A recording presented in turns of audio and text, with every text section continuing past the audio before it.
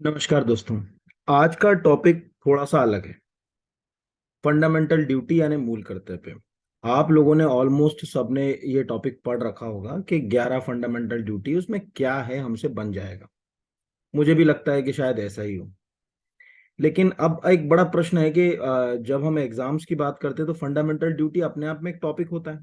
और केवल क्या वो 11 जो उसके अंदर आर्टिकल्स के अंदर सेक्शंस हैं उनको पढ़कर क्या सीधे बस 11 पॉइंट पढ़ लिए और एग्जाम वाला क्या उन्हीं में से क्वेश्चन पूछता रहेगा? नहीं। उसमें से वो थोड़ा सा अंदर जाएगा, जैसे एक सरल भाषा में कहते हैं ना, बाल की खाल निकालना। जैसे पिछले साल भी हुआ था कि अगर हम एमपीपीएससी के या यूपीपीएससी का पेपर देखें तो उन्होंने अंदरूनी शब्दों को पूछने की कोशिश करी। तो मैंने एक एमसीक्यू तैयार किया आपका कि आप समझें फंडामेंटल ड्यूटी में कि क्वेश्चंस किस नेचर के आएंगे, क्या उनमें बन सकते हैं और वो क्या सोर्स से बनेंगे, वो भी मैंने इसके अंदर रखा।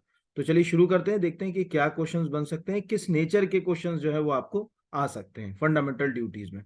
तो चैनल को अगर सब्सक्राइब नहीं किया तो आज ही कर लीजिए, लाइक कर लीजिए।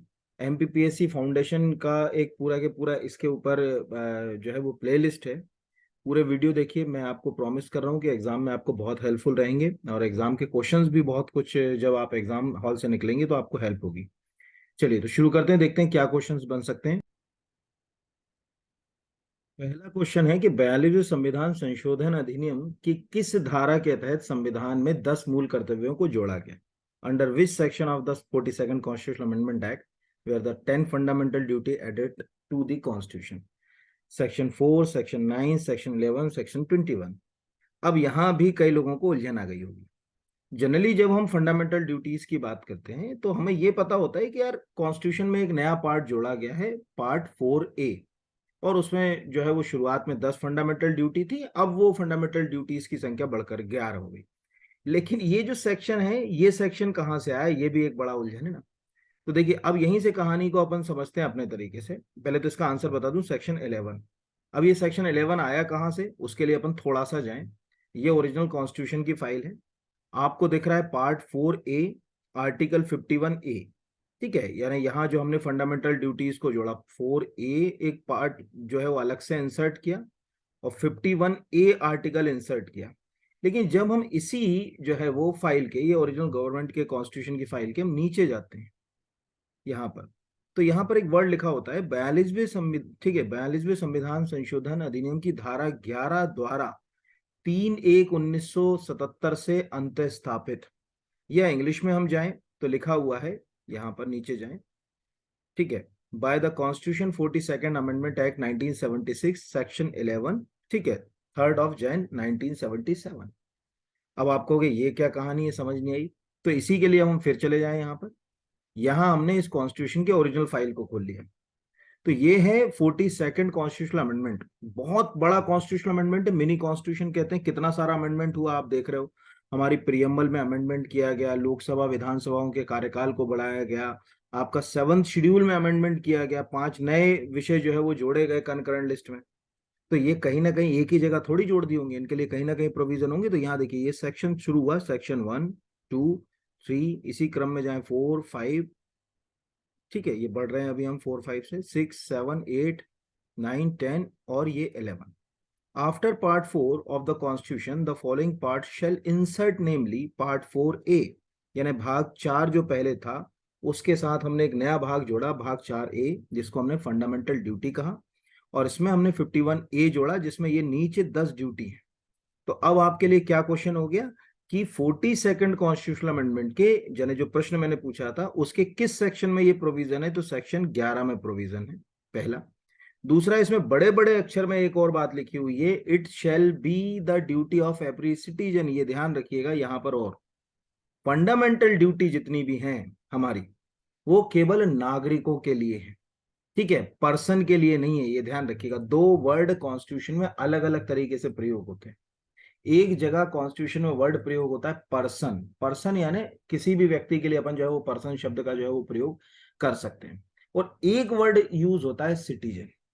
तो जहां सिटीजन होता है वहां केवल भारत के नागरिकों के लिए ही जो है वो एप्लीकेबल होगा। बाकी जो है वो अगर कहा जाए के लिए एप्लीकेबल नहीं होगा।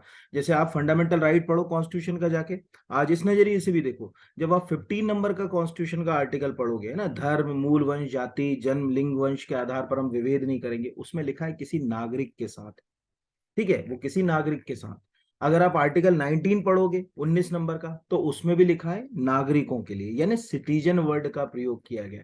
लेकिन जब हम आर्टिकल 21 को पढ़ते हैं या आर्टिकल 20 को पढ़ते हैं, वहां पर लिखा है कोई व्यक्ति, कोई व्यक्ति यानी एनी पर्सन। तो ये ध्यान रखिएगा, फंडामेंटल ड्यूटी पर्संस के लिए नहीं है, मतलब सबके लिए नहीं है, पूरी दुनिया भर के लोगों के लिए, हमारे लिए, हमारे दायित्व है अपने संविधान के लिए कि हम उनको जो है उनका निर्वहन कैसे करें। तो ये पहला तो यही हो गया क्वेश्चन कि सेक्शन 11 अगर नहीं पता था तो आप लिख लीजिए, और पता था तो वेल गुड, इससे अच्छा तो कुछ हो नहीं सकता। तो सेक्शन 11 पार्ट हमने एक नया इंसर्ट किया, वो तो खैर कॉमन है, हर जगह ही लिखा मिल जाता है हमको, पार्ट 4 है। आर्टिकल भी एक नया इंसर्ट किया 51A, ये बेसिक सी बात है, इसमें कोई दिक्कत नहीं, पर ये धारा हमारे लिए काम की थी। अब दूसरा वही उसी से जुड़ा हुआ, 42वें संविधान संशोधन द्वारा शामिल किए गए मूल कर्तव्यों को किस तिथि को अपनाया गया? 1 सितंबर 1976, 11 नवंबर 1976, 18 दिसंबर 1976, 3 जनवरी। देखो फाइनली ये जो 42वां संविधान संशोधन था ना, ये ऐसा संशोधन था जिसमें राज्यों से भी अनुसमर्थन यानी रेटिफिकेशन की आवश्यकता थी, ये ध्यान रखिएगा। अब संविधान के अनुच्छेद 368 के तहत इसको पास कराने के लिए राज्यों से रेटिफाइड कराना था इसको, तो इसीलिए लंबी चौड़ी प्रक्रिया थी। तो संसद से तो फाइनली राष्ट्रपति की स्वीकृति इसको मिल गई 18 दिसंबर को। जो भी आपने अगर यहाँ ध्यान से देखा हो कि इसमें ये, एक सेकंड, इस वाली फाइल में यहाँ पर ये देखिए, या बड़े बड़े अक्षर में अगर यहाँ पर ऊपर जाएंगे तो ये लिखा हुआ है, ये डेट यहाँ 18 दिसंबर 1976, 46 कॉन्स्टिट्यूशनल अमेंडमेंट के लिए राष्ट्रपति वाली। पर हमें कब मिला? हमें मिला ये 3 जनवरी 1977 को, जो कहाँ लिखा हुआ है, यहाँ ये लिखा हुआ है 3 जनवरी 1977।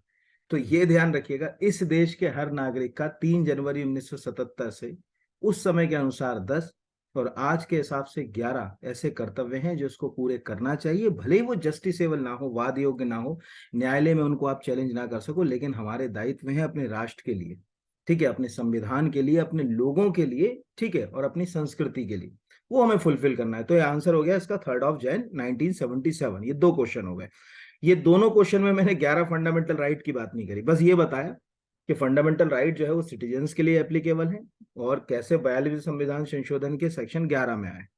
तीसरे पर आते हैं, यहाँ पर तीसरा जो क्वेश्चन है उसके लिए हम चले जाएं आगे। एक सेकंड, पहले तो मैं आपको इसमें तीसरे क्वेश्चन में ये वाला थोड़ा सा मैं अलग कर देता हूँ, ये कोई हमारे काम का नहीं, इसको अपन अलग कर देते, एक सेकंड रुकिए, क्योंकि गलत लिखा गया, 1 मिनट बस, इस वाले को हमको थोड़ा सा अलग करना पड़ेगा, 1 मिनट रुकिए। या हम इसको सपोज मान के चलिए हम पढ़े ही ना, ये डी वाला जो है वो, इसको हम जो है वो ना पढ़े तो ज्यादा अच्छा है। इसको अभी हमने सपोज थोड़ा ये साफ ही कर दिया, क्योंकि वो टाइप कुछ और मैं करा रहा था, वो हो कुछ और गया यहाँ पर, तो इसको तो हम ये यहाँ से छोड़ देते हैं। हम केवल 3 ऑप्शनों की जो है वो बात कर रहे हैं, 4 ऑप्शंस की जो है वो हम जो है वो अभी बात जो है वो नहीं कर रहे हैं, हम केवल और केवल जो है वो 3 ऑप्शंस की बात कर रहे हैं।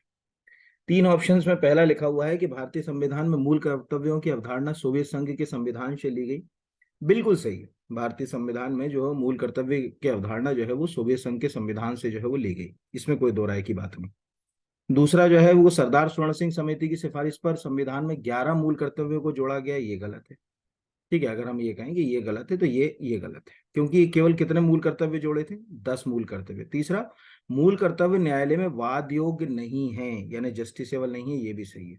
ये वाला तो मैंने आपसे कहा कि इसको तो जो है वो अभी आप थोड़ा सा भूल जाइए, ये वाला तो मैंने इसीलिए जो है वो कट कर दिया, क्योंकि ये थोड़ा सा टाइपिंग मिस्टेक हो गई इसमें, तो इसको तो अभी आप छोड़ ही दें। यहाँ पर हम तीनों में से एलिमिनेट करें यहाँ पर, तो अगर हम तीनों में से एलिमिनेट करें तो हमें समझ पड़ा कि जो सरदार स्वर्ण सिंह कमेटी थी उसने बहुत सारी रिकमेंडेशन दी थी, उन्हीं के आधार पर 42nd कॉन्स्टिट्यूशन अमेंडमेंट बनाया, लेकिन उसने 10 जो है वो अगर कहा जाए फंडामेंटल ड्यूटी की बात करी। बाद में हमने जो है वो इसमें एक और फंडामेंटल ड्यूटी जोड़ी, 11वीं, ठीक है, शिक्षा के अधिकार से संबंधित। तो अब आज हमारे पास 11 फंडामेंटल ड्यूटी है, लेकिन अब यहीं से कहानी में उलझने आना शुरू होंगी, है ना। अभी तक तो ये सरल क्वेश्चन थे, अब यहां से अगले क्वेश्चन की ओर बढ़ते हैं। अगला, अनुच्छेद 51A जी, प्राकृतिक पर्यावरण में निम्न में से किसका उल्लेख नहीं किया गया है ना। तो पहले तो याद रखें कि ये 51A को हम याद कैसे रखें। ग्रीन मतलब नेचर, तो जहां नेचर की बात हो रही है उसको अपन याद, देखो ये तो सबको याद है कि 4A जो है वो है फंडामेंटल ड्यूटी और 51A जो है वो है फंडामेंटल ड्यूटी। लेकिन वो ए के अंदर जो 11 है, ए के अंदर ABCDFGHIJ K तक, वो के तक कैसे याद रखेंगे, उसमें जब अगर कहा जाए उलझन है तो मैं थोड़ा थोड़ा बताने की कोशिश करता हूँ। जैसे 51A से शुरू हुआ और ए से कहां तक जाएगा, ये 51A से जाएगा यहां पर अगर कहा जाए 51A के तक। के का जो बेसिक मतलब होता है नॉलेज, और नॉलेज की मूल आधारशिला क्या है, शिक्षा। तो हम ये कह सकते हैं कि 51K जो है वो यानी 51A जो है वो केवल और केवल किससे संबंधित है, शिक्षा से संबंधित है। तो हमने उसको ऐसे याद कर लिया कि हर हाँ साहब वो के जो है वो शिक्षा से संबंधित है। दूसरा अगर कहा जैसे जी है, तो जी मतलब होता है ग्रीन, ग्रीन मतलब होता है नेचर, तो वो नेचर से संबंधित है। तो वन शब्द प्रयोग उसमें हुआ है, झील शब्द प्रयोग उसमें हुआ है, नदी और वन्य जीव उसमें प्रयोग हुआ है, उसमें तालाब शब्द का प्रयोग यानी पॉन्ड शब्द का प्रयोग नहीं हुआ। तो ऐसे वो क्या करेगा, आपको उलझाने की कोशिश करेगा। जैसे अगर आप यहाँ इस ओरिजिनल कॉन्स्टिट्यूशन के इस पर जाएं, तो इसमें आपको ये जी दिख रहा है, to protect and improve the natural environment including forest, lakes, river, wildlife. ठीक है, ये शब्द, ये शब्दों को याद रखना पड़ेगा कि उसमें कौन सा, यानी वन शब्द प्रयोग हो रहा है, झील प्रयोग हो रहा है, नदी प्रयोग हो रहा है, और जो है वो वन्य जीव प्रयोग हो रहा है। तो इतने शब्द जो है वो उनके बारे में प्रयोग किया जा रहा है, और वो ये कह रहा है कि आप इनके प्रति दया भाव भी रखें और इनका संवर्धन भी करें। ठीक है, ये ध्यान रखिएगा, प्राणियों के लिए दया भाव होना बहुत जरूरी है, और उनका संवर्धन कैसे हम उनके लिए बेहतर कर सकते हैं, कैसे उनको आगे बढ़ा सकते हैं, उनमें कैसे सुधार कर सकते हैं, ये सब हमारे दायित्व हैं। भले ही जस्टिसेबल नहीं है कि अरे यार हम नहीं कर रहे तो हमको कोई न्यायालय में है इसको चैलेंज कर देगा, नहीं कर पाएगा, बट हमारे भी तो दायित्व है कुछ ना कुछ उसके अंदर जो है। तो इस तरह से ये वाला हमको समझ पड़ा कि क्या क्वेश्चन बनेगा। अगला 51A में राष्ट्र ध्वज के आदर का उल्लेख है। इस आदर को बनाए रखने हेतु किस वर्ष राष्ट्रीय ध्वज संहिता को बनाया गया था। अब सिंपल सी लॉजिक है, 51A क्या कहता है, यानी पहले तो अपन देखें कि राष्ट्रीय ध्वज संहिता को कब बनाया गया था, तो 2002 में बनाया गया था। आप समझे कि ये प्रश्न है क्या, ये प्रश्न बहुत सिंपल सा है। अगर हम फंडामेंटल ड्यूटीज के ऊपर जाएं, तो फंडामेंटल ड्यूटी में यहां पर बड़े बड़े अक्षर में लिखा हुआ है कि संविधान का पालन करें, उसके आदर्शों, संस्थाओं, राष्ट्रध्वज, राष्ट्रगान का आदर करें। ये तो कब जुड़ा, 1976 में जुड़ा। लेकिन 1976 से पहले भी तो हमारे पास राष्ट्रध्वज था, हमारा राष्ट्रगान था, हमारे संविधान के आदर्श थे।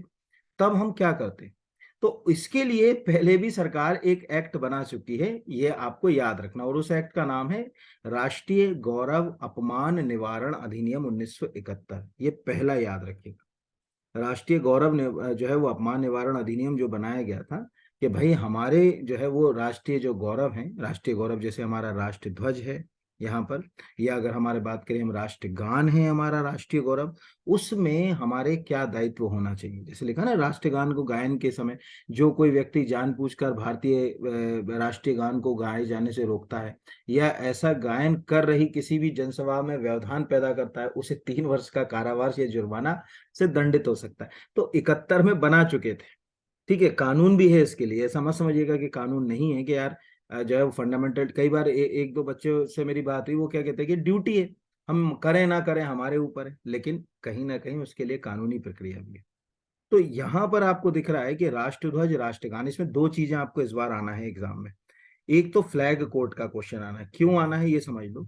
51A तो कह रहा है आप राष्ट्रध्वज का सम्मान करो, पर राष्ट्रध्वज का सम्मान करने के लिए कुछ नियम तो होंगे ना, बिना उसके जो है वो आप कैसे उसका सम्मान करोगे।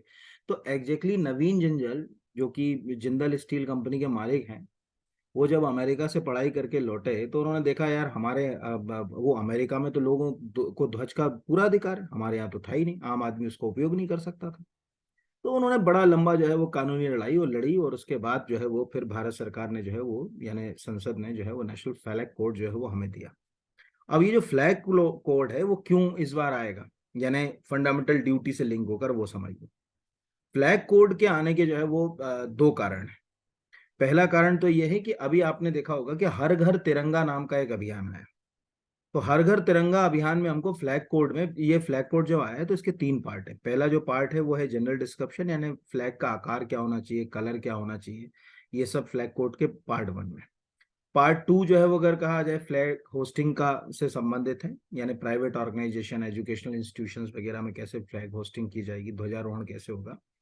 और फ्लैग जो पार्ट 3 जो है यहाँ पर अगर जाए तो वो गवर्नमेंट इंस्टीट्यूशंस वगैरह से संबंधित है यहाँ पर, कि वहां पर जो है वो ये जैसे कि flag hosting display, national flag को जो है वो सेंट्रल स्टेट गवर्नमेंट वगैरह में कैसे किया जाएगा, यानी 3 पार्ट में ही फ्लैग कोड है। अब इस बार क्यों आएगा, आपने देखा होगा आप सबने भी कहीं ना कहीं इस बार हर घर तिरंगा के तहत 13 तारीख से 15 अगस्त के बीच में अपने घर में, अपने प्रमाइसेस में, अपनी दुकानों में, ठीक है, अब ध्वज जो है वो लगाया होगा और अपने आप को गौरव से जो है वो अभिभूत जो है वो महसूस किया होगा। लेकिन वो ध्वज लगाने के लिए इसमें कुछ तो संशोधन किए होंगे, और वही संशोधन जो है वो फंडामेंटल ड्यूटी से लिंक हो गए। कि फंडामेंटल यहाँ पर अगर आप इसको 2.2 जाए, ये हो सकता है कि यही क्वेश्चन आ जाए कि नेशनल फ्लैग कोड के पार्ट 2 के अंदर जो 2.2 के अंदर जो 11 नंबर का हिस्सा है यहाँ पर अगर कहा जाए, ठीक है, तो उसमें जो है वो साफ साफ उन्होंने ये बात जो है वो लिखी है कि जब आप यहाँ पर लिखा है where the flag is displays in open it should as far as possible the flag sunrise to sunset, यानी पहले क्या लिखा था, यानी इस 11वें नंबर में ये जो है इसको भी याद रखिएगा है ना यहाँ पर, कि 2.2 में 11वें नंबर के अंदर क्या लिखा था कि आप जो फ्लैग हो लगाएं या उपयोग करें वो सूर्य उदय से सूर्यास्त के बीच करें। लेकिन अब सरकार को लगा कि नहीं, अब घर घर तिरंगा लगाना है, 3 दिन तक लगाना है, तो फिर तो सूर्य उस मतलब रोज शाम को उतारो रोज सुबह लगाओ, वो तो संभव नहीं है। तो सरकार ने क्या करा, इसका जो पैरा 2.2, ठीक है, के अंदर जो 11वें नंबर का जो मतलब अगर कहा जाए क्लॉज है उसको बदल दिया, ठीक है, और उसमें जो है वो जहां लिख दिया कि जहां ध्वज खुले में प्रदर्शित किया जाता है या किसी नागरिक के घर में प्रदर्शित किया जाता है उसे जो है वो दिन रात फहराया जा सकता है। अब ये, तो अब आप कहोगे कि ये इतनी कथा क्यों सुना दी आपने, कथा इसलिए सुना दी कि यार फंडामेंटल ड्यूटी में लिखा है कि सम्मान करो, लेकिन सम्मान के कुछ नियम है। ऐसा नहीं है कि आप कहोगे मैं ड्यूटी है मैं मानू ना मानू, जस्टिसेबल तो है नहीं, मेरे को मानना हो तो मानूंगा, नहीं तो नहीं मानूंगा। तो इतनी बातें आपको यहाँ समझ पड़ेगी, एक को कितना जो है वो लिंक करना है आपको, क्वेश्चन को कैसे जो है वो क्वेश्चन जो है वो आपका बनेगा, वो जो है वो इम्पोर्टेंट बात है। तो ये हो गया 2002 का, इसको करंट अफेयर से भी मैंने लिंक कर दिया, बता भी दिया है कि क्या जो है वो क्वेश्चन आएगा।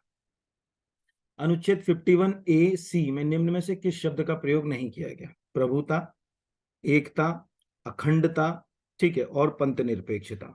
तो पंथ निरपेक्षता जो है वो अगर कहा जाए जो है नहीं की गई। अब सी को कैसे याद रखें, कंट्री के प्रति हमारे, सी यानी कंट्री, कंट्री के प्रति हमारे क्या दायित्व होंगे, हमें हमारी कंट्री की संप्रभुता को बनाए रखना है, उसकी एकता को बनाए रखना, उसकी अखंडता को जो है वो बनाए रखना। तो यहाँ ए तो सबको याद हो गया, ध्वज की बात हो गई, ठीक है। अब सी में आ गया भारत की प्रभुता, एकता, अखंडता की रक्षा करे, उसे अक्षुण्ण बनाए रखे। आज तक आपने जितनी भी ओथ एफर्मेशन सुनी होगी, जितनी भी, कभी ये आपको लिंक ही कर दे, पता चले कि यही पूछ ले कि जब हम कॉन्स्टिट्यूशन में शेड्यूल 3 में पढ़ते हैं तो कोई भी जब जैसे प्रधानमंत्री है या कोई भी एमपी है या कोई भी व्यक्ति अगर कहा जाए कि जब ओथ लेता है यानी शपथ लेता है तो शपथ में वो जिन शब्दों का प्रयोग करता है उनमें ये इस तरह के जो शब्द हैं ये भी आपको अक्षुण्ण रखने की बात जो है वो आती है, ठीक है। यही के ही शब्द वहां भी है कि मैं भारत की प्रभुता और अखंडता को अक्षुण्ण रखूंगा, भारत की प्रभुता अखंडता को अक्षुण्ण रखूंगा, यानी वहां एकता शब्द सीधे नहीं आता लेकिन ये तो है उससे लिंक। तो ये तीसरा वाला, यानी अब आप इसको 51C को कैसे याद रखेंगे, सी यानी कंट्री, यानी इस क्लास को सुन रहे हर व्यक्ति के अपनी कंट्री के प्रति जो है वो क्या जो है वो दायित्व है, वो है 51A(c) के अंदर। यानी अभी कितने याद होगा, जी से ग्रीन याद हो गया, के से नॉलेज याद हो गया, सी से कंट्री के रिलेटेड जो है वो रिस्पॉन्सिबिलिटी आपकी क्या होंगी वो याद हो गई। ए तो पहला है, तो सबसे पहले तो राष्ट्रध्वज, राष्ट्रगान, राष्ट्र की जो है वो बात यहाँ पर, तो ये यहाँ पर आ गए। अगले के ऊपर आते हैं। अब अगला क्वेश्चन जो है वो कहता है मूल कर्तव्यों को लागू होने से पहले संविधान के आदर्श, ठीक है, आदर्शों, संस्थाओं, राष्ट्रध्वज, राष्ट्रगान के आदर्शों के लिए किस वर्ष राष्ट्र गौरव अपमान निवारण अधिनियम पारित किया गया था, जो अभी मैंने आपको इससे पहले वाले प्रश्न में बताया 1971। तो ऑलरेडी ये आपको बता दूं कि फंडामेंटल ड्यूटी से पहले भी, ठीक है, अगर हमारे राष्ट्र के आदर्श हैं, हमारे जो एम्बलम है, राज चिन्ह है, राष्ट्र चिन्ह है, उनके लिए हम पहले से प्रयास करते चले आ रहे हैं। ऐसा नहीं कि नहीं करते चले आ रहे हैं। कौन कौन से प्रयास किए हैं? तो 3 प्रयास आपको जो है वो याद रखना है, जो मैं आपको दिखा दे रहा हूँ। ठीक है, एक सेकेंड, यहाँ आप जाएं, इसी पे आपको जो नेशनल फ्लैग कोड है उसी के ऊपर लिख जाएंगे। पहला प्रयास आपको दिख रहा है यहाँ पर, ये देखिए यहाँ पर, ये यहाँ पर है, द एम्बलम एंड नेम, ठीक है, प्रिवेंशन एंड ऑफ जो है वो इम्पर्पस यूज एक्ट 1950, ये आया था। जो हमारा राज्य चिन्ह है ना, उसको आप किसी गलत जगह, ऐसा नहीं कि आप अपने मोबाइल के पीछे जो है वो राज्य चिन्ह लगा के घूम रहे हो, उसके लिए भी जो है वो एक कानून है 1950 का। फिर ये है prevention of insult of national honour act, जो अभी मैंने बताया, राष्ट्रीय गौरव अपमान निवारण अधिनियम। और तीसरा है फ्लैग कोड। तो यहाँ जो प्रश्न है वो लिंक हो गया कि 1971 में हमने इसके लिए जो है वो बकायदा कानून पास किया, उसके तहत ये चल रहा है। अब है किस मूल कर्तव्य में सार्वजनिक संपत्ति की सुरक्षा और हिंसा को दूर रखने का प्रावधान। ठीक है, 51A HIJ K। अब इसको याद कैसे रखें? तो पहला तो है ये आई यानी इंटेलेक्चुअल प्रॉपर्टी।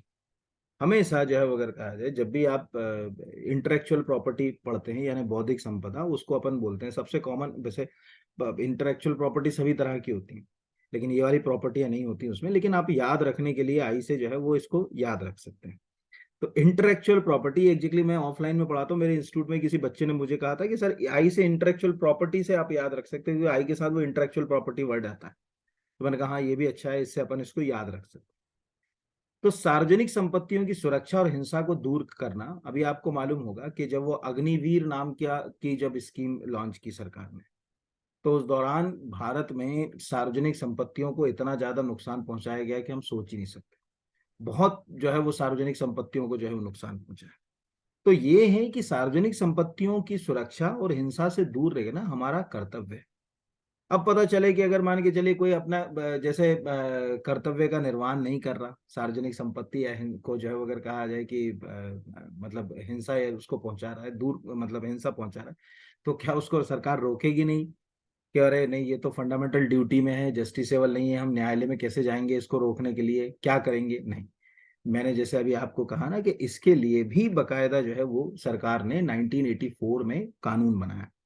जब 1984 में आपको याद होगा कि इंदिरा गांधी देश की प्रधानमंत्री थी, और उनका असैसिनेशन हुआ, हत्या हुई, और उसके बाद पूरे देश के अंदर जब रॉयट्स जो है वो हुए, यानी दिल्ली के अंदर जो दंगे हुए, तो उस समय जो है उसके पहले ही ये कानून जो है वो आ चुका था, prevention of damage of public property act 1984।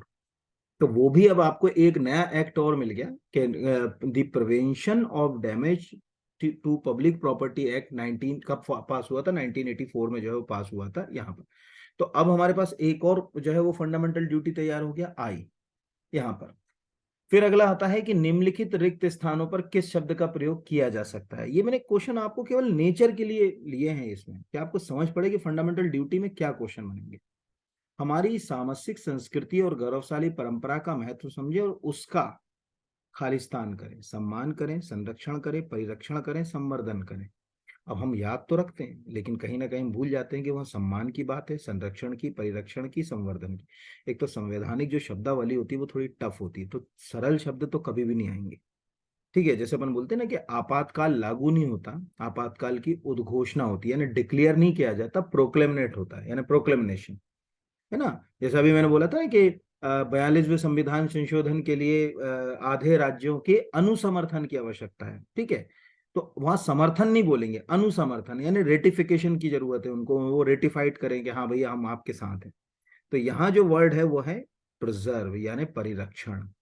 ये क्वेश्चन आपको उलझाते हैं, ऐसे ही क्वेश्चन आते हैं, एग्जाम इन्हीं के ऊपर टिका हुआ है। तो जब हम यहाँ जाएं नीचे, तो हमें यहाँ पर इसको अगर हम ध्यान से देखें, तो यहाँ पर आपको लिखा है कि हमारी सामसिक संस्कृति, गौरवशाली परंपरा के महत्व को समझें और उसका जो है वो अगर परिरक्षण करें, तो उसका परिरक्षण करने की जो है वो बात यहाँ पर है। अब ये जो है वो इसको याद कैसे करें? तो पहले तो ये है कि जो ग्रीन है ना उसके ऊपर है ये, यहाँ पर अगर कहा जाए, ठीक है, ये। तो ये अब जैसे एफ है, तो आप इसको एफ को जो है वो मतलब अब आपके ऊपर है। जैसे मैंने अभी आपको जी का बता दिया, के का बता दिया, सी के बारे में बता दिया, ठीक है, आई के बारे में इंटेलेक्चुअल प्रॉपर्टी बता दिया। तो ऐसे हर एक का आप अपना खुद का भी क्या कर सकते हैं, एक जो है वो कोड जो है वो तैयार कर सकते हैं।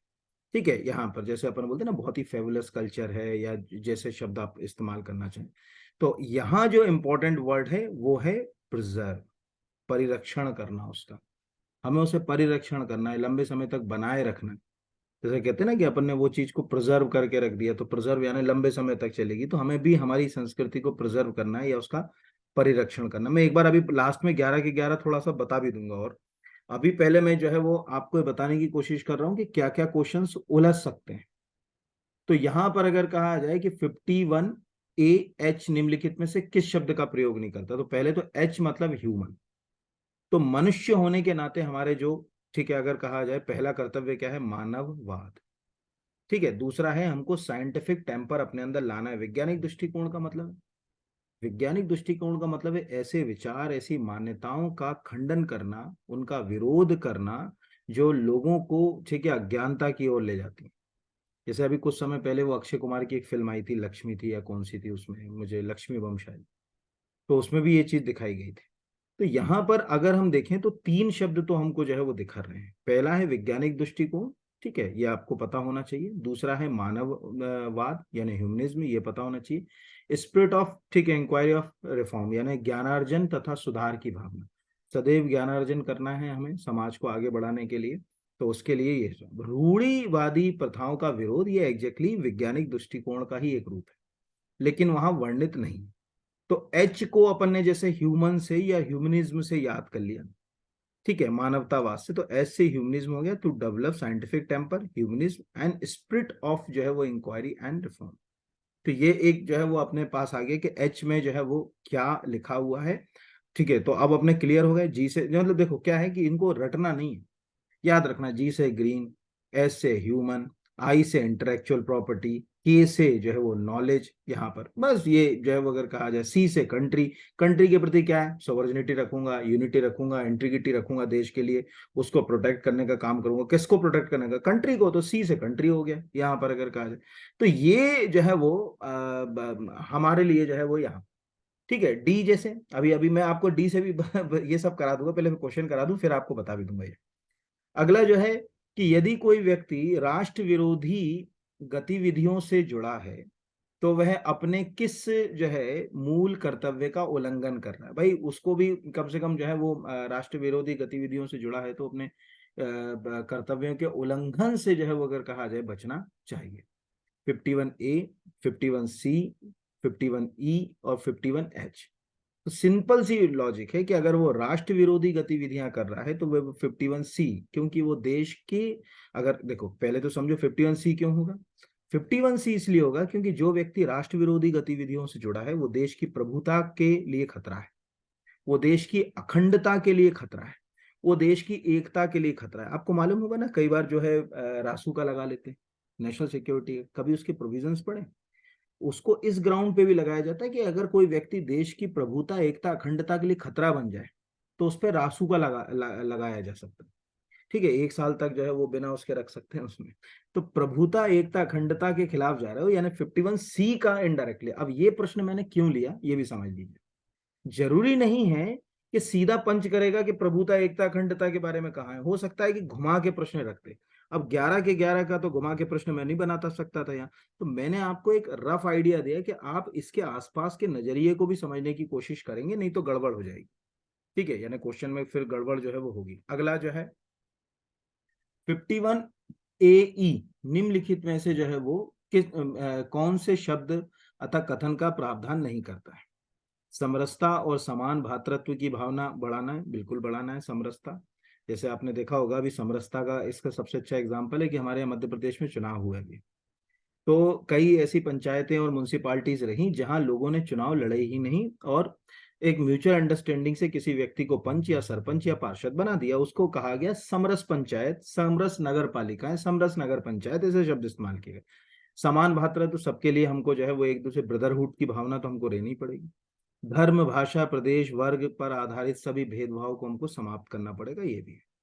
ठीक है, राष्ट्र की एकता, अखंडता को बढ़ाना, ये इसमें वर्ड इस्तेमाल नहीं किया गया। ऐसी प्रथाओं को त्यागना जो स्त्रियों के सम्मान के विरुद्ध हो, यानी कोई भी इस तरह की प्रैक्टिसेस को हमको आगे नहीं बढ़ाना चाहिए। तो ये प्रोविजन में सी वाला जो है वो गलत है, किस कथन का प्रावधान नहीं है, थोड़ा सा इसको देखें। इसके लिए हमको जाना पड़ेगा यहाँ पर, ये कि भारत के सभी लोगों में समरसता, यानी एक तो समरसता शब्द है, समान भ्रातृत्व की भावना का निर्माण करें। अब यहां से थोड़ा सा उलझन याद रखिएगा, यहाँ क्या वर्ड इस्तेमाल कर रहा है, धर्म, दूसरा वर्ड इस्तेमाल कर रहा है भाषा, तीसरा कर रहा है प्रदेश। हमारे बीच भेदभाव कैसे, मतलब सिंपल सी लॉजिक है, भारत के लोगों के बीच अगर कहा जाए भेदभाव, कट्टरता का जन्म किन चीजों से हुआ, धर्म आधारित भेदभाव देखता है, कई बार देखा गया, भाषा आधारित, ठीक है, जब देश स्वतंत्र हुआ उसके बाद से ही एंटी हिंदी ऑपरेशन साउथ में चले, ठीक है, नॉर्थ के लोगों को साउथ की, साउथ के लोगों को नॉर्थ की भाषा, आज भी यह मुंशी एंगर फार्मूला बना। प्रदेश, ठीक है, मैं बिहारी, मैं मध्य प्रदेशी, मैं उत्तर प्रदेशी, मैं गुजराती, मैं महाराष्ट्री, ये चला। इससे हमारे भेदभाव है ना, तीन ही तो ग्राउंड है ना, मेन ग्राउंड कौन से हमारे, यही तो है ना, धर्म भाषा प्रदेश। इन भेदभावों को हमको क्या करना पड़ेगा, त्यागना पड़ेगा। अगर हम ये त्याग देंगे, इनसे ऊपर उठकर चलेंगे, तभी कुछ हम जो है वो कर पाएंगे, नहीं तो नहीं कर पाएंगे। तो और ऐसी प्रथाओं को त्यागना जो स्त्रियों के सम्मान के विरुद्ध हो, यहाँ पर अगर कहा जाए ये, तो इस तरह से हमारे सामने जो है वो ई के बारे में जो है वो ये यहाँ तक आ गया कि ई जो है वो अगर कहा जाए, अब ई को कैसे याद रखें, ई का क्या मतलब होता है, इक्वलिटी। इक्वलिटी हम किस आधार पे बात करेंगे यार, हम जो है वो जो है वो अगर कहा जाए रीजनल इक्वलिटी की बात करें, लैंग्विस्टिक इक्वलिटी की बात करें, रिलीजियस इक्वलिटी की बात करें, इसकी इक्वलिटी की बात करें ना, हम लोग इक्वलिटी की बात ही नहीं कर रहे। तो जब इक्वलिटी की बात ही नहीं कर रहे तो फिर गड़बड़ होगी। तो ई को अब ये फिर रट गए अपने, कि जैसे सी में कंट्री वाली बात हो गई, ई में इक्वलिटी वाली बात हो गई, जी में जो है वो ग्रीन यानी एनवायरमेंट वाली बात हो गई, एच के अंदर ह्यूमनिज्म वाली बात हो गई, आई के अंदर इंटेलेक्चुअल प्रॉपर्टी की बात हो गई, के अंदर जो है नॉलेज यानी बच्चों के स्कूल वाली बात हो गई। ऐसे ही तैयार हो गए यार। तो लोग कहते हैं कि ट्रिक बनाओ, ट्रिक की जरूरत ही नहीं, उसके अंदर ही वो उसकी ट्रिक छुपी हो। क्या ट्रिक की आवश्यकता होती है, आप उसके नेचर को तो समझो, नेचर को नहीं समझोगे तो गया हाथ से क्वेश्चन। तो यहाँ ये जो है वो अपने पास जो है वो समझ आए कि हमको डिग्निटी यानी महिलाओं का सम्मान करना, आदर करना ई के अंदर। ठीक है, फिर अगले के ऊपर आ जाते हैं, ये वाला हो गया। अगला, 86वें संविधान संशोधन की किस धारा के तहत 11वें मूल कर्तव्य को संविधान के भाग 4 का यानी 4A में जोड़ा गया। Under which section of 86 constitutional amendment the 11th fundamental duty was added to part 4A of the constitution. तो इसका आंसर जो है ये भी, अब आपने जिनने पढ़ा होगा वो बहुत अच्छी बात है, नहीं पढ़ा होगा तो फिर वही जो अभी हम पहले बताया था, सेक्शन 4। एक्चुअल क्या हुआ, जब अटल जी देश के प्रधानमंत्री थे तो राइट टू एजुकेशन को जो है यानी शिक्षा के अधिकार की जब बात आई, तो हमने फंडामेंटल ड्यूटी में 21A इंसर्ट किया। अब एक बार एक ने मुझसे पूछा कि ये 21 में क्यों इंसर्ट किया सर, और भी कहीं कर सकते थे। तो मैंने बताया कि जब 1975 से 77 तक देश में आपातकाल लगा, और आपातकाल के बाद जब 44th कॉन्स्टिट्यूशनल अमेंडमेंट एक्ट पास हुआ था, उसमें साफ प्रावधान था कि आप 21A आर्टिकल जो है उसको मतलब ड्यूरिंग इमरजेंसी में भी आप उसको सस्पेंड नहीं कर सकते, यानी शिक्षा सदैव चलेगी। और इसका सबसे अच्छा एग्जांपल है, कोविड में पूरा देश बंद रहा, शिक्षा चलती रही, चाहे वो ऑनलाइन मोड पे चली, पर शिक्षा रुकी नहीं। सब कुछ रुक गया, फैक्ट्री, बड़ी बड़ी फैक्ट्रियों की मशीनें बंद हो गई, रेल के इंजन रुक गए, पर आप खुद देखिए, सोचिए, क्या शिक्षा रुकी, नहीं रुकी। तो जब शिक्षा यहाँ नहीं रुकी तो यहाँ हम कैसे रोक देते। तो 21A में जब हमने जोड़ा, तो अटल जी के समय ये जो है वो लाया गया, और 21A को जो है वो कॉन्स्टिट्यूशन में जगह दी गई। अब हमने जो है वो 21 यानी फंडामेंटल जो है वो राइट में, तो 21A को जो है वो इंसर्ट कर दिया। मतलब उसमें ये लिखा कि राज्य 6 वर्ष से 14 वर्ष की आयु के सभी बालकों के लिए निशुल्क एवं अनिवार्य शिक्षा देने की रीति या विधि के लिए जो है वो प्रावधान करे। उसमें ये लिखा, 2009 में हमने राइट टू एजुकेशन एक्ट लेकर आए, उसमें प्रोविजन किया। लेकिन यहाँ क्या लिखा, अब देखिए कर्तव्य की परिभाषा को समझिएगा, कितनी अच्छी बात होती। इसी 11वें नंबर के सेक्शन में, नॉलेज यानी के वाले में, कर्तव्य की परिभाषा में समझाता हूं। यदि माता पिता या संरक्षक, ठीक है, यदि माता पिता या संरक्षक यानी दो लोगों की बात हो रही है, एक तो माता पिता की बात हो रही है और एक उसके गार्जियन की बात हो रही है, 6 वर्ष से 14 वर्ष तक की आयु वाले अपने यथास्थित बालक या प्रतिपालक के शिक्षा का अवसर प्रदान करें से सिद्ध है। यहाँ लिखा फंडामेंटल ड्यूटी एग्जैक्टली हमारे लिए नहीं, फंडामेंटल ड्यूटी हमारी सोसाइटी के लिए रिस्पॉन्सिबिलिटी। खुद देखो, ये जिन माता पिताओं की बात हो रही, जिन संरक्षक की बात हो रही, क्या वो 6 से 14 साल की आयु के हैं? नहीं है। लेकिन उनसे हम उम्मीद कर रहे हैं कि वो अपने बच्चों को शिक्षा से जोड़ें, क्योंकि वही बच्चे कल को देश के प्रधानमंत्री, राष्ट्रपति या राष्ट्र निर्माता बनेंगे, कोई इंजीनियर, डॉक्टर या कहीं कोई बड़ी मतलब अगर कहा जाए पर्सनालिटी बनेगा। तो आज आप ये बात समझ लीजिए कि ये जितनी फंडामेंटल ड्यूटी सिटीजन्स को दी गई, यानी नागरिकों को दी गई है, इनका कर्तव्य एवं दायित्व राष्ट्र के प्रति है, स्वयं के प्रति नहीं है। स्वयं के लिए तो आपको फंडामेंटल राइट दे रखे हैं, खूब एंजॉय करो उनको। ये हमारी हमारी सोसाइटी, हमारे कॉन्स्टिट्यूशन, हमारी कंट्री के लिए हमारी रिस्पॉन्सिबिलिटी है, उसके प्रति हमारे जो है वो दायित्व है। तो ये के अब जो प्रश्न था वो मैंने क्या बताया था कि जो 86 कॉन्स्टिट्यूशनल अमेंडमेंट है उसके किस सेक्शन में, तो देखो ये 2 नंबर लिखा हुआ दिख रहा है। इसकी अगर मैं व्याख्या नीचे जाऊं तो क्या लिखा है, संविधान की 86वीं संविधान संशोधन अधिनियम धारा 4 द्वारा अधिसूचना की तारीख से, अब सरकार तय करेगी कब से करना था, तो यहाँ इसमें ये डेट नहीं आएगी। तो यहाँ पर आपको दो, मतलब ये आज एक नई पता है तो वेल गुड, नहीं तो नई चीज आपको क्या पता चली कि 42 वाले में 11वें सेक्शन में 10 जोड़ी, और 86 के कॉन्स्टिट्यूशन अमेंडमेंट के द्वारा जो हमने 51A की क्लॉज में जो जोड़ा, उसमें हमने क्या करा कि जो है वो चौथे सेक्शन के तहत उसको जो है वो जोड़ा। तो ये भी एक क्वेश्चन जो है वो आपको पूछा जा सकता है, यानी इस तरह से मैंने ये क्वेश्चन लिए। अब इन 11 फंडामेंटल ड्यूटी को मैं रफली रफली फटाफट समझा देता हूं कि और क्या क्वेश्चन आ सकते हैं। देखिए पहला तो हमारा, हमको ए तो समझ ही पड़ गया। इसके लिए हमने ये बकायदा जो है वो राष्ट्रीय गौरव जो है वो अपमान निवारण अधिनियम 1971 की बात कर ली, फ्लैग कोड 2002 की बात कर ली, हर घर तिरंगा इस साल प्रश्न पूछेगा ही पूछेगा, कोई भी एग्जाम हो, यूपीएससी पीएससी, वो हर घर तिरंगा के तहत जो है वो फ्लैग कोड के किस जो है वो सेक्शन में जो है वो संशोधन किए गए या बदलाव किए गए वो भी पूछेगा। तो याद रखिएगा पैरा 2.2 के खंड 11 में किए गए, ये एक तरफ हो गया। स्वतंत्रता के लिए हमारे राष्ट्रीय आंदोलन को प्रेरित करने वाले उच्च आदर्शों को हृदय में सजाना। अब इसमें समझिएगा ना, पहले तो ये देखिएगा कि जो खा है यानी बी है, ये हमारे राष्ट्रीय आंदोलन के से संबंधित है। इसमें क्या, अब इसमें क्या क्या आ रहा है, इसमें सबसे पहले प्रश्न कैसे पूछेगा, स्वतंत्रता के लिए हमारे राष्ट्रीय आंदोलन को प्रेरित करने वाले उच्च आदर्शों को अंगीकृत करना, अपनाना, हृदय में संजोना, ठीक है, स्वीकार करना, ऐसे देगा। तो हृदय में मतलब अपने अंदर रखो यार, फील करो उसको कि यार जो है हमारे फ्रीडम फाइटर्स थे, महात्मा गांधी थे, सरदार पटेल थे, ठीक है, जवाहरलाल नेहरू थे, वल्लभ भाई पटेल, मतलब जो है वो चंद्रशेखर आजाद थे, जो आपको जो अच्छा लगे यार उनने हमारे राष्ट्र के लिए किया, उनके प्रति हमारे मन में कृतज्ञता का भाव जो है वो सदैव जो है वो होना चाहिए। सी अभी मैंने आपको बता ही दिया कि 3 शब्द हैं, प्रभुता, एकता, अखंडता, वो आपको याद रखना है, ठीक है। डी, जब भी राष्ट्र आह्वान करे, ठीक है, यहां पर ये शब्द याद रखिएगा, इसमें आह्वान ही आएगा, राष्ट्र की सेवा करें। राष्ट्र की सेवा मतलब अब किसको राष्ट्र की सेवा के लिए क्या करें, जैसे मान के चलो किसी एक्स कंट्री के साथ हमारा वॉर छिड़ गया, ऐसा तो होगा नहीं लेकिन एक सिंपल सी बात, तो राष्ट्र की सेवा के लिए, जैसे आज भी राष्ट्र की सेवा का एक तरीका होता है, टेरिटोरियल आर्मी होती है, आप नौकरी के साथ टेरिटोरियल आर्मी में जा सकते हैं, जैसे महेंद्र सिंह धोनी टेरिटोरियल आर्मी में हैं, ये याद रखिएगा। तो डी जो है वो डिफेंस से जुड़ा हुआ है, तो राष्ट्र की रक्षा, हमारी रक्षा पंक्ति में सबसे ऊपर कौन है, सोचो, इस देश के रक्षक कौन है, वो हमारे जवान जो हमारी सीमाओं के प्रहरी हैं, हमारे देश की सीमाओं की रक्षा कर रहे हैं, वो हमारे राष्ट्र की सेवा कर रहे हैं, वो हमारे देश की रक्षा कर रहे हैं, तो डी यानी डिफेंस, ठीक है। तो डी डिफेंस से इसको याद रख सकते हो, तो ये 4 तो ऐसे ही हो गए यहाँ पर, ठीक है। ये वाला ई वाला तो मैंने अभी आपको बता ही दिया यहाँ पर।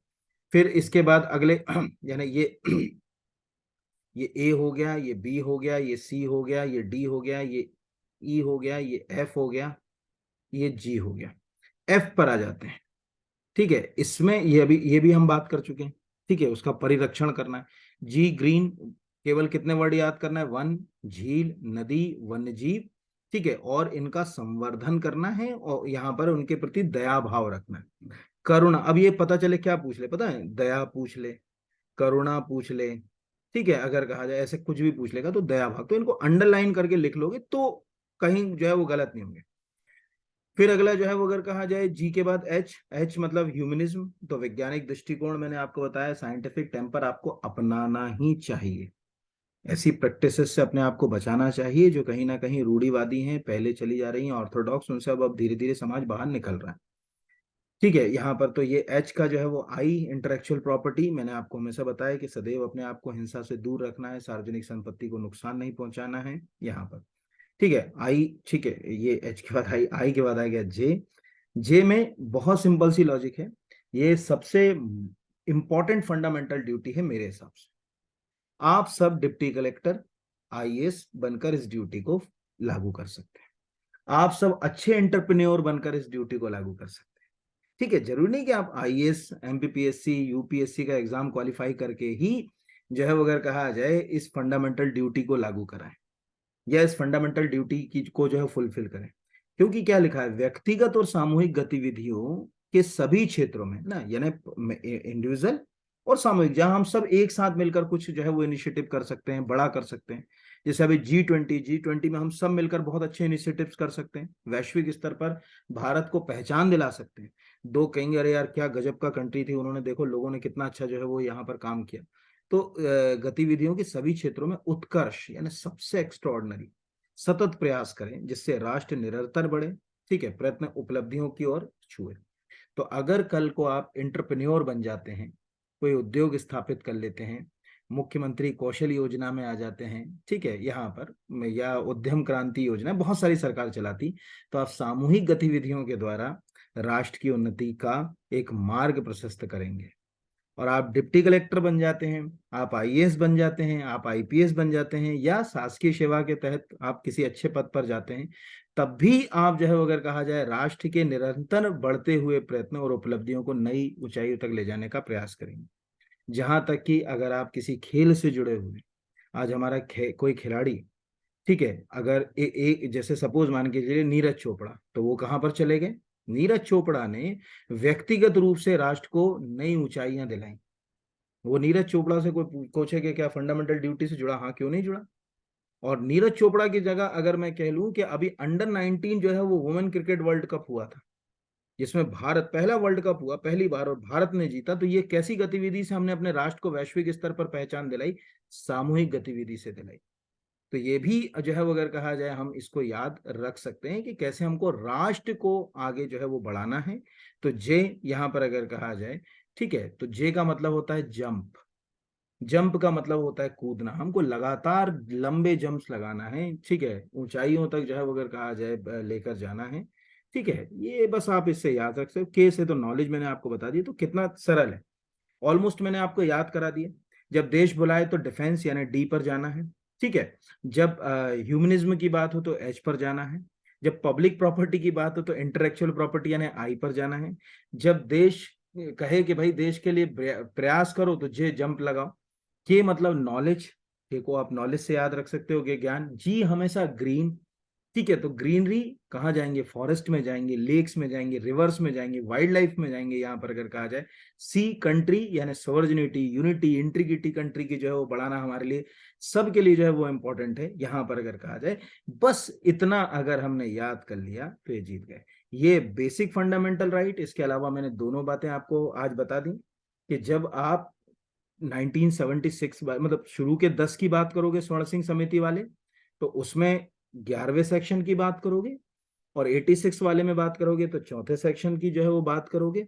उस समय इंदिरा गांधी के समय पास हुए थे 10, इस समय अटल जी ने पास हुआ करवाया था 11वां। जस्टिसेबल नहीं है, वाद योग नहीं है किसी, मतलब कोई अगर अपने फंडामेंटल ड्यूटीज को फॉलो नहीं कर रहा तो आप उसको न्यायालय में नहीं घसीट सकते। लेकिन फिर भी कानून बहुत सारे हैं, ऐसा नहीं है। और वो कानूनों में से मैंने आपको कम से कम 3 से 4 कानून आज बताए। तो बहुत धन्यवाद आप सभी को।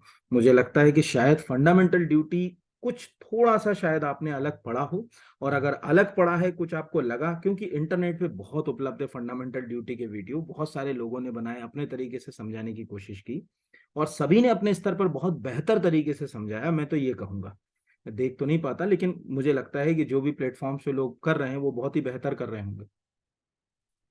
यहाँ अगर आपको कुछ अच्छा लगा है तो नीचे कमेंट लिख दीजिए कि हाँ इसमें ये चीज नहीं समझ पड़ी, या ये नया कुछ सुनने को मिला, या नई जानकारी मिली। तो बस भैया आपसे बहुत अनुरोध है, ऐसे ही चैनल को सब्सक्राइब कीजिए, आगे बढ़िए, खूब मेहनत कीजिए। मैं कुछ ना कुछ रोचकता लाऊंगा आपके लिए। मेरे वीडियो के अंदर मेरा एक उद्देश्य हमेशा रहता है, मैं स्टैटिक को करंट से जोड़ने पे ज्यादा बिलीव करता हूँ, क्योंकि मैं एग्जाम के नेचर को पकड़ने पे फोकस कर रहा हूँ। कि आज के एग्जाम क्या नेचर के ऊपर जो है वो अपने आप को ढाल रहे हैं या ले जा रहे हैं। तो इनमें से कुछ ना कुछ आपको आएगा।